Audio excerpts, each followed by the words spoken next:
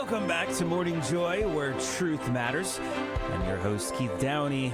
And as always, we're here to look at what's happening in the world through the lens of our Catholic faith with our weekly news roundup. And today we've got two big, stories to unpack. The enduring mystery of the JFK files tied to America's very first Catholic president. And of course, that troubling situation in Kansas City where a stolen Eucharist is reportedly linked to a planned black mass. Now, these topics are, somewhat heavy, but as Catholics, we know that even in the mess of this world, Christ's light shines through. So if you would like to share your thoughts, or maybe you have some insights on any of these topics, the JFK files or that black mass, the phone lines are open. I'll give that number out a couple times here. 877-757-9424. Number again is 877-757-9424. We're also joined this morning by a familiar voice you probably heard over the course of this morning and every day on Morning Joy, Mr. Matt Maloney. Good morning, Matt. Good morning. Happy to be with you this morning. Yes, definitely. So for those out there just maybe just dropping in here, we're going to be talking about the JFK files initially. Now, the buzz around these files was earlier this week on March 18th when the newly released files, I think there were over maybe 70,000 pages, were dropped. We all know the story of what happened to John F. Kennedy, but the real question is who done it, right? And over the years, bits and pieces of classified files have been trickled out here and there. But just a few days ago, they got some unredacted pages. But I don't know. I think we're still left with a few questions because, I don't know, Matt, it wasn't like the CIA had a page that said, yep, we did it. But just kind of looking, I did, it looks like you can actually kind of piece it together how it was done by like looking at multiple pages. But I'm curious, what are your thoughts on it? Yes, I think you're right. I don't think we got the whole picture of this yet. We have a lot of insight into different adjacent things that are connected to the assassination. We were promised 80,000 documents. I think there's about 63,000 that you can go to the United States Archives and look at, download, scour through. A couple of the things that we learned that, we kind of already had speculations about is there's a lot of talk about Cuba. There's a lot of talk about Cuban intelligence is involved in this. Russia is in here a lot. Russia was monitoring Lee Harvey Oswald. The CIA had been monitoring Lee Harvey Oswald. There's some interesting stuff in here about Lyndon B. Johnson and his concerns about the credibility of the CIA at the time. It's really very interesting. It seems that Lee Harvey Oswald went to Mexico for just days before the assassination. And so there's a lot of curiosity about what's involved there. But like you said, there's no clear document of here's what really happened. Here's the answers. I think a lot of people are disappointed in a sense.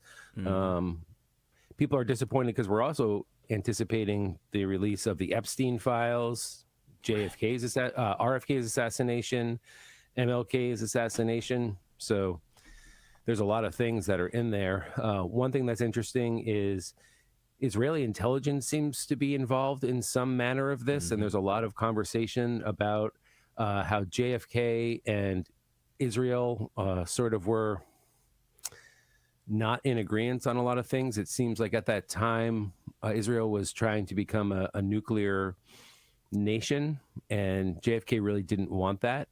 So there's speculation that that's part of the agenda, but nothing is completely clear. It's just, it's a couple steps forward. One of the other things is the impression that as the file, Trump wanted this in January, or at least started talking about it in January. And so everyone sort of in the CIA, in the government, knew that they had to turn over what they had. When they got the first level of stuff, someone else had revealed that the FBI office in New York had additional documents that no one really had on record, we believe we got some of those, but the impression is some of those may have possibly been destroyed. So there may be more information that we're just never going to get, but time will tell. One interesting thing that I saw on X this morning, in March of 1965, because you mentioned Cuba, the New York Times reported the CIA had contaminated over 14,000 bags of Cuban sugar bound for Russia to create discord between Cuban and Russian authorities, and JFK had to step in and turn the ship around. So yeah, it's just like these little moments that there are recorded that that there's a lot of how do I want to put it? Not anger from the CIA, but you could tell like, okay, well, there's a trail here where there's breadcrumbs that you can pick up that probably most likely was a lot to do with the CIA not liking what President Kennedy was doing in a lot of areas. Yeah, the impression is there's multiple people that were dissatisfied with JFK. The Russians, the Cubans, the Israelis, the list goes on, the CIA themselves. So, one could make a case for any one of those in particular, but we don't quite have enough information to have it a clear-cut case. Right. Now, if you're out there and you'd like to read these documents, I think we'll have the link in to the National Archives on the show notes. Just know that you'll have to download each page individually, which I thought was a little annoying because, you could just maybe upload all of the pages in one document. Yeah. It'd probably be a lot easier to consume and make it easy on all of us. But so that's very interesting. Kind of wish there was a Hollywood ending where you could just say like, okay, it was this exactly. But, I guess from a Catholic perspective, I think the files, especially for us, stir up something deeper, like our hunger for truth. And then I think we have to also remind ourselves not to get too into these rabbit holes or too lost in them, because at the end of the day, God's the one who sees it all. So just know not to go too heavy into that. But the other story we'd like to kind of touch on was the quote unquote stolen Eucharist, which we'll talk in a little bit further because there's been a new update on that. But in Kansas City, there's a planned black mass, and the fight has been very intense. So we had, I think March 18th, the Archbishop of Kansas City filed an emergency motion in court demanding that a group called the quote unquote the Satanic Grotto return these consecrated hosts and wine they allegedly stole. So they're calling it a protest for abortion rights, but that's a mockery of the mass. I don't know how up to date you've stayed up on this, Matt, but from what we've seen this morning, it looks like they said in court yesterday that they did not steal consecrated hosts. Is that right? That's what I'm hearing. Yeah, it's very interesting to look at this particular topic because as Catholics, we have a very clear opinion about it. But then if you want to take the American religious freedom perspective, you have to say, well, don't they have the same right as everybody else? But Satanists, when you ask them quite often, do they really believe in Satan and do they really worship Satan? A large majority of them say, no, not actually. We're doing this just for, civil, I lost my train of thought, civil discussion in the public square for these issues.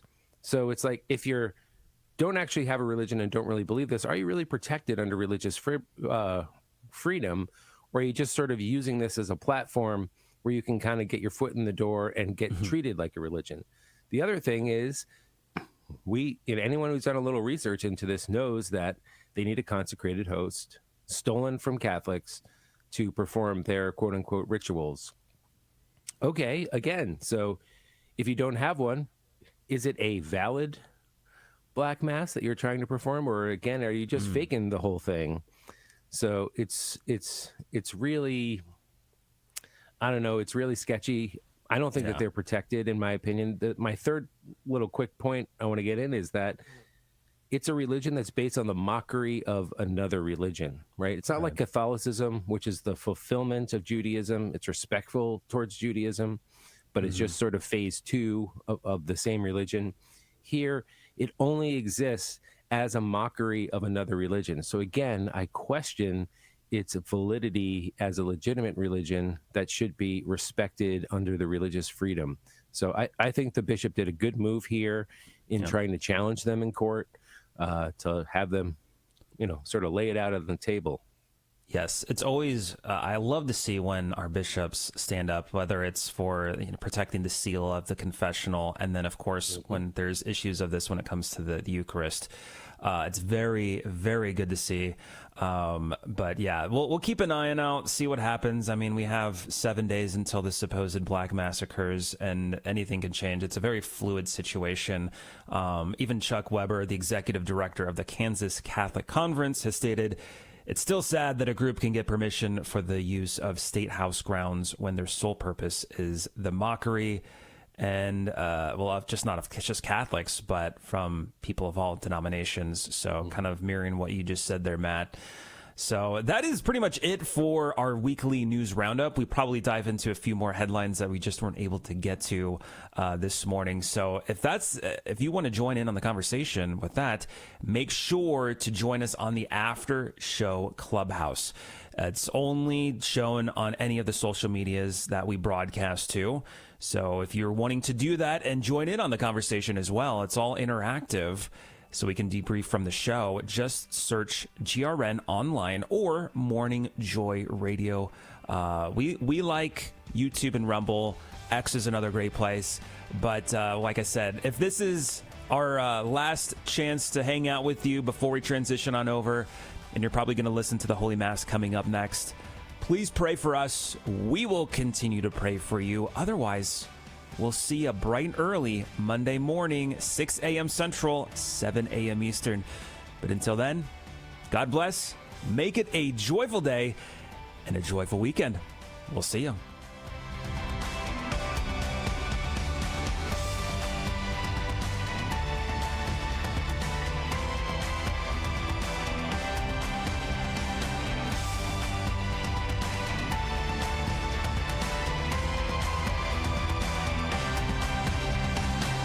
This has been Morning Joy, where truth matters, hosted by Keith Downey. Take some joy with you today. Visit grnonline.com/joy to listen again, share a segment, or answer the question of the day. That's grnonline.com/joy.